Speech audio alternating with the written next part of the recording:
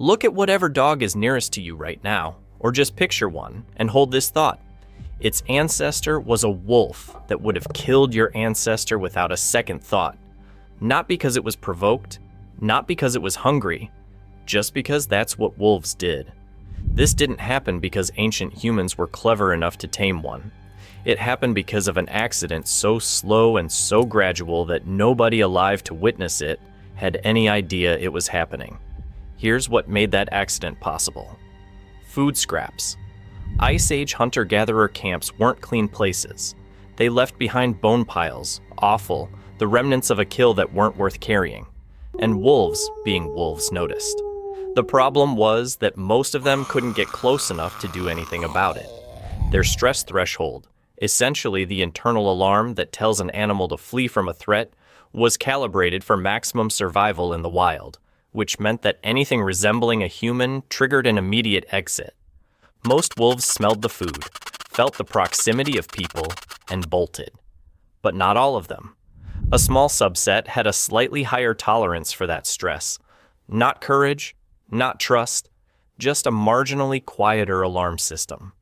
Those wolves could linger at the edge of camp long enough to actually eat. More food meant better health, better body condition, higher reproductive success. Their pups inherited that slightly calmer threshold. And then those pups bred, and their pups bred. Repeat that cycle across a few hundred generations and you don't have a wolf anymore, you have something new. Here's the counterintuitive part, and it's worth sitting with. Humans didn't choose these wolves. The wolves effectively chose themselves, simply by being the ones calm enough to stick around.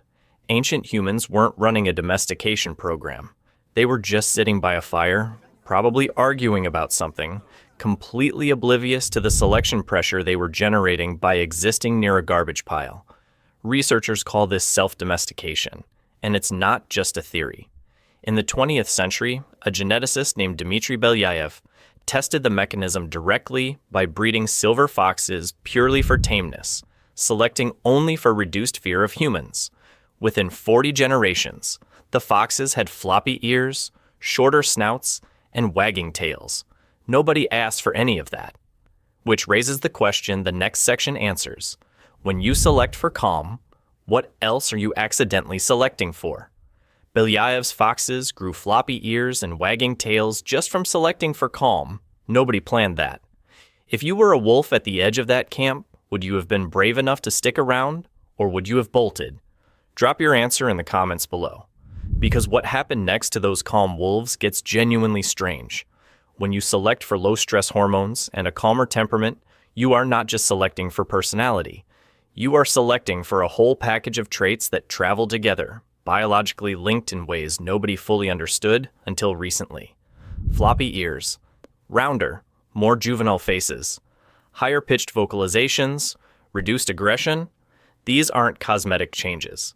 They are the signature of an animal that retained its juvenile characteristics into adulthood, a phenomenon researchers call domestication syndrome. Evolution, as usual, did something extraordinary and took absolutely no credit for it. But here is the part that actually matters. Domestication syndrome didn't just change how these proto-dogs looked. It rewired how they read the world, specifically how they read you. Wolves, when they follow a pointing gesture, track with their nose. They process the signal as scent-based information. Dogs follow your finger with their eyes, and then they look at your face. That shift from nose to gaze is not a trick. It is a fundamental reorientation toward human social cues. Even chimpanzees, our closest living relatives, don't reliably do this. The animal that started as a scavenger at the edge of a garbage pile ended up more attuned to human communication than the species most similar to us on the entire planet.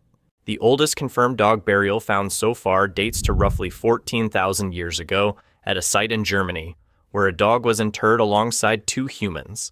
Not discarded, buried, which means that by that point, the relationship had already crossed from utility into something else entirely. Genetic analysis puts the actual divergence of dog and wolf lineages somewhere between 20,000 and 40,000 years ago, deep in the Ice Age, long before agriculture, long before anyone was building anything permanent. Trace it back to the beginning. The humans who set this entire process in motion didn't engineer it. They didn't select for floppy ears or gaze reading or loyalty.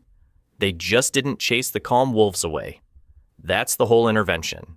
One species failed to run from us, we failed to drive it off, and tens of thousands of years later, the result is a creature that can read your mood from across a room and has been shaped by time itself to want nothing more than to be near you. Subscribe for more on how evolution quietly rewired the world around us, and watch this one next.